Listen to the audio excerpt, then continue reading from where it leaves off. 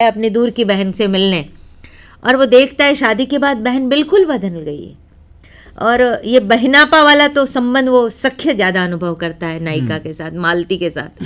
पर मुझे सबसे बड़ा आश्चर्य ये लगा कि वो पूछता है कि उसका बच्चा है कि 1.5 साल का है, तो इसका नाम क्या है? बोले इसका नाम अभी हमने रखा नहीं है। सोचिए कि ये कैसे माता पिता, ये कैसा दाम्पत्य जीवन है कि जो शिशु साल भर का होने को आया और उसे अभी तक नाम नहीं मिला। नहीं, इसमें क्या है कि जीवन जिस तरह से मोड़ लेता है मालती का, कि जिसके साथ सख्य है उसके साथ वो रहती नहीं। अब एक नए जीवन का उसने आरंभ किया है जिसमें वो अपने पूर्व जीवन की स्मृतियां भी अब शायद नहीं रही। वो इसके कारण वो जीवन में जो एक बोर्डम, उस समय आधुनिकता में जिसको हम कहते हैं, इस प्रकार की यांत्रिकता और इस प्रकार का बोध कि जीवन में कोई अर्थ नहीं है, कोई रस रुचि नहीं है, वो दिखाना चाहते हैं इसके समय। और उस समय आधुनिकता का भी एक प्रवाह बह रहा था जिसमें चरित्र ऐसे हो, थोड़े कभी कभी तो वो थोड़े एब्सर्ड भी लगते हैं। लेकिन मुझे अगर मान लो आगे की सारी कहानियों में से कोई एक चुनना हो तो मैं रोज पसंद करूंगी।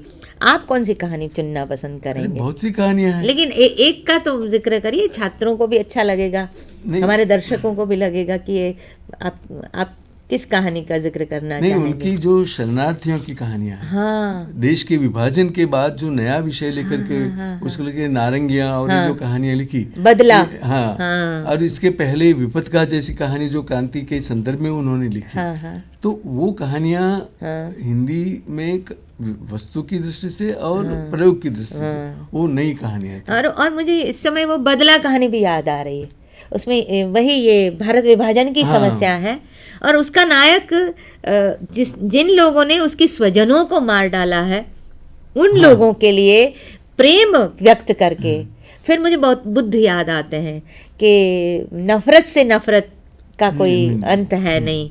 बहुत अद्भुत कहानी हो बदला उनकी। फिर हिलिबोन की बचकें, गजब की कहानी लिखी। नहीं, इसमें क्या है कि जो ईशान भारत है, पूर्वोत्तर भारत है, वहाँ जो युद्ध में वो शामिल हुए थे और वहाँ उनका काम था प्रजा को तैयार करना, तो वहाँ नागालैंड में जब वो जाते हैं तब वहाँ ऐसे चरित्र देखते हैं। तो हिंदी में तो ये नया विषय है कि नागालैंड के बारे में कौन लिखे, परिवेश नया। तो हिलिबॉन की बतखें, उसमें जो उसका मनोवैज्ञानिक चित्रण है चरित्र का, वो किस तरह से अपनी बतखों को मार देती हैं।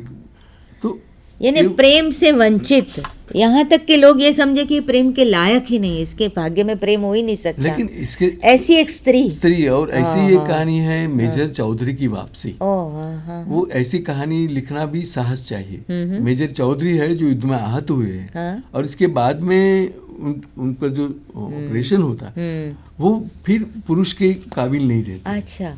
और इसके बाद जो अपने घर गांव की ओर जा रहे हैं, तो वो मनोवैज्ञानिक एक चित्रण है कि वो जाकर के क्या सही बात और रास्ते में वो देखते हैं कि किस तरह से स्त्री पुरुष संबंध के या अनैतिक संबंधों के सारे चित्र उन्होंने ऐसे रखे। अच्छा, ताकि यानी वो उसके मन में जो चल रहा है। यानी ये एक बहुत, यानी हमारे ये विषय अपने आप में मेजर चौधरी की वापसी, हिलिबॉन की बतखें, ये विशिष्ट कहानियां हैं। अज्ञे जी ने चिंतन के क्षेत्र में भी बहुत बड़ा काम किया है।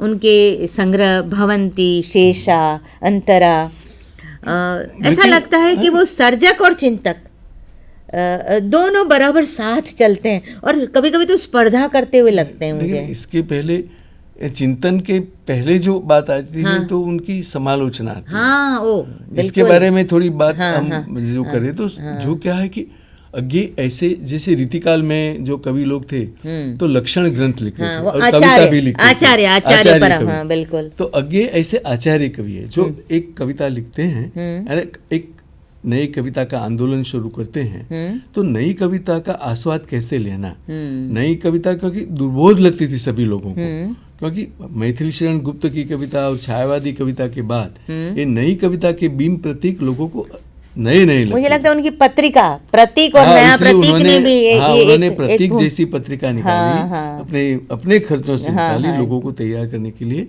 और एक पत्रिका के द्वारा उन्होंने एक एक पाठक वर्ग तैयार किया ऐसी आलोचना में भी कि वो हिंदी कविता का परिदृश्य और तुमने जिस आत्मनेपद की बात कही उसमें उन्होंने आलोचना की भूमिका रखी। उनका जो आलोचना का सिद्धांत था वो एलियट से प्रभावित था। जो नई समीक्षा जिसमें कृति को केंद्र में रख करके समीक्षा की जाती है वो हिंदी में प्राय क्या होता है कि जैसे मार्क्सवाद, तो मार्क्सवादी समीक्षा में विचारधारा ज्यादा हावी रहती है, तो इसमें जो कृति है वो केंद्र में रहती है। तो समीक्षा के अनेक ग्रंथ उन्होंने लिखे और अनेक भूमिकाओं में अनेक रचनाओं की उन्होंने अपना एक दृष्टिकोण रखा कि भाई रचना क्यों है तो संप्रेषण होना चाहिए। वास्तव में दुर्बोधता तो है, तो दुर्बोधता के कारण यदि संप्रेषण नहीं होता या पाठक की असज्जता के कारण नहीं होता तो वो इसके बारे में कहते हैं कि संप्रेषण होना चाहिए। ये उनका एक सिद्धांत है।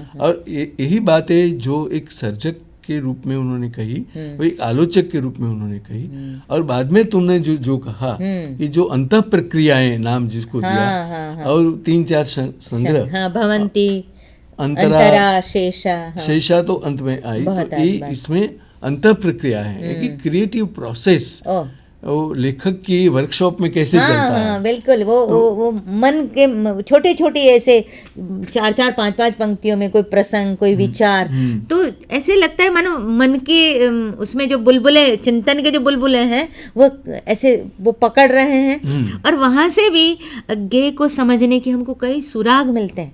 नहीं, ऐसे क्या है कि अज्ञे अपने बारे में तो वो भूमिका में जैसे कहते हैं, जैसे कि शेखर एक जिम्नी की भूमिका में उन्होंने कहा, उन्होंने आरंभ में ही कहा कि भी ये वेदना जो है वो शक्ति देती है और जो यात्रा में जाता है वो दृष्टा भी हो सकता है। ये कहने वाले अज्ञे, ये जब हमको लगता है कि ये प्रक्रिया का एक अंश है शेखर का, ऐसी अनेक प्रक्रियाएं उनकी रचनाओं की अंतः प्रक्रियाओं में मिलती है। भवंती है, पहली बार जब भवंती को मैंने पढ़ा तो मुझे लगा कि ये क्या है, किस प्रकार की है। हमारे यहाँ इसे जर्नल्स रखने का उपक्रम नहीं है लेखकों में, है तो डायरियां है, लेकिन इसमें जो सृजनात्मक प्रक्रिया में आने वाले अंतराय या प्रश्न या अपने समकालीन के बारे में टीका टिप्पण, ये सारी बातें इसमें हैं। हाँ, यानी रचना प्रक्रिया और उस समय का जो रचनाओं का परिदृश्य है वो, और समकालीन रचनाकार जो सोच रहे हैं और उससे वो हम कहाँ थोड़ा इसमें व्यंग टकराहट भी है। तू वो एक कविता कुछ जैसा कुछ है उसमें, सही बात है। पर मुझे ऐसा लगता है कि अज्ञे जी जो हैं कि उन्होंने अपने उनको जो ज्ञानपीठ अवार्ड मिला कितनी नावों में कितनी बार, उसके बाद उन्होंने वत्सल निधि न्यास की स्थापना की और हर साल उसमें स्मृति व्याख्यान भी होते थे। फिर नए नए लेखकों के लिए वो रचना शिविरों का आयोजन करते थे। एक बार तो वो जानकी यात्रा, जानकी जीवन यात्रा का आयोजन किया, फिर भागवत भूमि का आयोजन किया। हाल देखिए अंतिम समय में दो मोर्चे पर वो थे। यानी एक ये है कि भारतीय संस्कृति की खोज थी कि भारतीय संस्कृति क्या है, वो तो उनका लगातार ये प्रश्न रहा कि हम भारतीय है तो कैसे हैं। यानी बार बार विदेश जाते थे, लोग कहते हैं कि ये तो विदेशी हो गए। तो उन्होंने अहमदाबाद में ही कहा था कि मैं जितनी बार विदेश गया हूँ मैं अधिक भारतीय होकर लौटा हूँ। तो ये भारतीय बन करके लौट आने की जो बात है वो संस्कृति की जो खोज है, वो खोज इसमें भारत भागवत भूमि यात्रा में कृष्ण कहाँ गए। अच्छा, यानी वृंदावन से शुरू करके द्वारिका तक और जनक जानकी यात्रा में राम का अयोध्या से जो जाना, तो उन मार्ग पर जाना तो एक बहुत बड़ी कल्पना है कि राम और कृष्ण जो भारतीय जीवन के दो प्रतीक पुरुष, बिल्कुल संस्कृति पुरुष, प्रतीक पुरुष और आराध्य, वो किस मार्ग पर गए। तो वो चलना भी अपने आप में एक नई यानी अपनी संस्कृति की जड़ों तक जाने का उपक्रम है। और उसके साथ अपने अनेक साहित्यकारों को भी ले गए थे। तो ये और नई पीढ़ी के रचनाकारों के साथ, हालांकि अज्ञे पर एक हमेशा एक टिप्पणी की जाती थी कि वो बोलते नहीं हैं, अपने में बंद रहते हैं, बहुत खुलते नहीं हैं। वो सही है। हम अहमदाबाद एयरपोर्ट से उमाशंकर जी के घर उनको ठहराया गया था। जब वो अहमदाबाद आए तब मैं और रघुवीर चौधरी उनको लेने गए। तो वो आए बैठे और उमाशंकर के घर तक बैठे। तब तक उन्होंने रास्ते में एक प्रश्न पूछा था, ये कौन सा विस्तार है? मैंने कहा शाही बाग। बस, कोई बात नहीं। हाँ, पर यानी अपने में बंद रहने वाला एक सर्जक बाद में किस तरह से नई पीढ़ी के साथ एक संवाद करने जा रहा है, ये एक अद्भुत उनका व्यक्तित्व हमें नजर आता है। कई बार ऐसा लगता है कि सर्जक एकांत में किसी टेबल लैंप की रोशनी के कोने में बैठा है। ऐसा है कि वो चाहते थे कि मैं हिंदी भाषा को और हिंदी रचना को कैसे समृद्ध करूं। इसलिए बाद में वो दिनमान जैसी जो पत्रिका है, इसके साथ भी जुड़ते। तो पूछा भी, सर्जक का काम तो लिखने का है, ऐसी पत्रिकाएं जर्नलिज्म पत्रकारित्व में आपको जाने का क्या? उन्होंने कहा कि मैं हिंदी पत्रकारित्व की भाषा गढ़ना चाहता हूं। तो मुझे तो कई बार ये सोच करके आंख में आंसू आ जाते हैं कि एक आदमी ने हिंदी भाषा के लिए क्या किया। यानी कविता की भाषा, उपन्यास की भाषा, आलोचना की भाषा, पत्रकारिता की भाषा, और नवभारत टाइम्स का भी संपादन किया। उन्होंने कहा कि ये मेरा काम नहीं है, मैं एक आदमी को तैयार करूंगा और फिर उसके सौंप दूंगा। तो इस तरह से हिंदी साहित्य और भाषा दोनों के क्षेत्र में जो काम अज्ञे जी कर गए हैं वो तो अद्वितीय। यानी सर्जक, संपादक, चिंतक, समीक्षक, आप क्या किन किन नामों से अज्ञे को याद करें। ये उनकी शताब्दी अभी पूरी हुई है। ऐसा लग रहा है कि उनके साहित्य के बारे में जितना सोचे उतना कम है। मैं फिर एक बार कोशिश करूंगी कि कवि के स्वर में उनकी कविता हम सुने।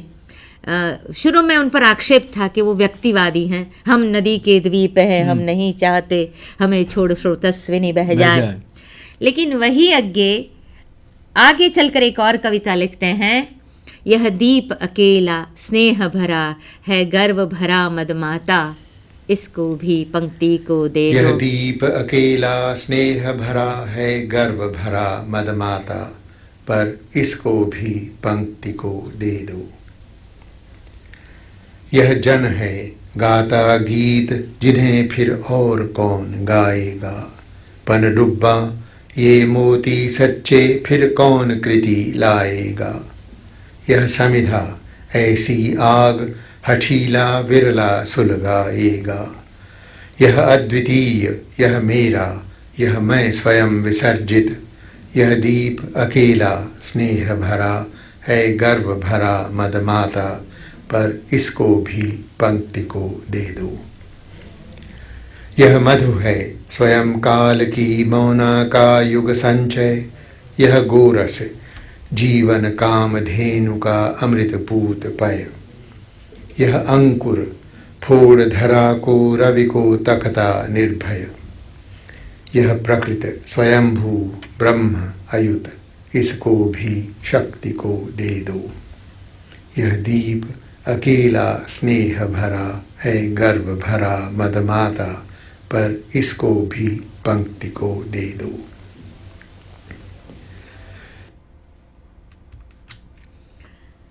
इस तरह आज हमने संधान में युग पुरुष ऐसे अज्ञेय जी की साहित्य रचनाओं के बारे में बातें की।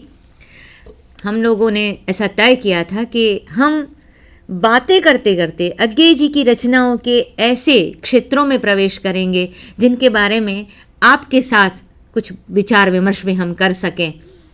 आशा है आप लोगों को ये कार्यक्रम पसंद आया होगा और आपके मन में कुछ और जिज्ञासाएं भी जागी होगी। भविष्य में ऐसी जिज्ञासाओं को संतुष्ट करने का आपको मौका मिलता रहेगा। बहुत बहुत धन्यवाद। Thank you.